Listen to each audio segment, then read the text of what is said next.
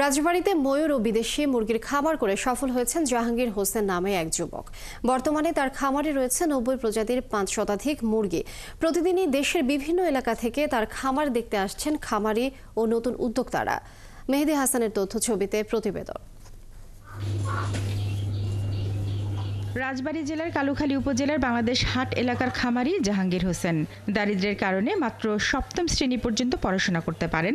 সংসারের সচ্ছলতা আনতে 2016 সালে ভারতে যান। সেখানে বিদেশি প্রজাতির মুরগি পালন তাকে আকৃষ্ট করে।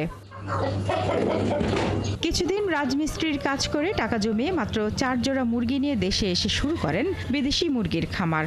আর এবছর তার খামারে যুক্ত হয়েছে ময়ূর। বিদেশি মুরগির পাশাপাশি খামারের শোভা বাড়াচ্ছে দৃষ্টিনন্দন এই ময়ূর। বর্তমানে তার খামারে রয়েছে 90 জাতের মুরগি। জাত ভেদে বড় মুরগি বিক্রি হচ্ছে 30 থেকে 80 হাজার টাকা জোড়া, ময়ূর বিক্রি হচ্ছে 1 লাখ টাকা প্রতি জোড়া। খরচ বাদ দিয়ে এখন তার মাসিক আয় অন্তত 1 লাখ টাকা। এটা আমার জন্য পারফেক্ট এবং আমি এই ব্যবসায় সফল এবং আমি খুব স্বাচ্ছন্দ্যে করতেছি এবং অনেক খামারি আমার হাত ধরে অনেক খামারি তৈরি হয়েছে এবং ও মুরগি কিনতে দূর দূরান্ত থেকে আসছে মানুষ।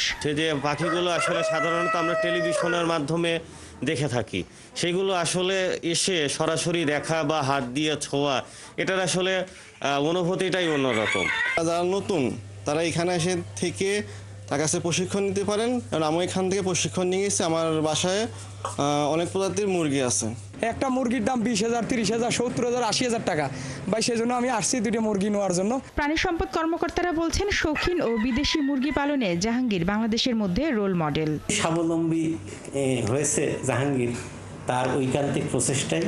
যখন সে স্বাবলম্বী হয়েছে তখন এইগুলো পালন করতে গিয়ে তার কিছু টেকনিক্যাল জ্ঞানের প্রয়োজন হয়। তার কিছু রোগ ব্যাধি, যেহেতু জীবিত প্রাণী, রোগ ব্যাধি আক্রমণ হয়।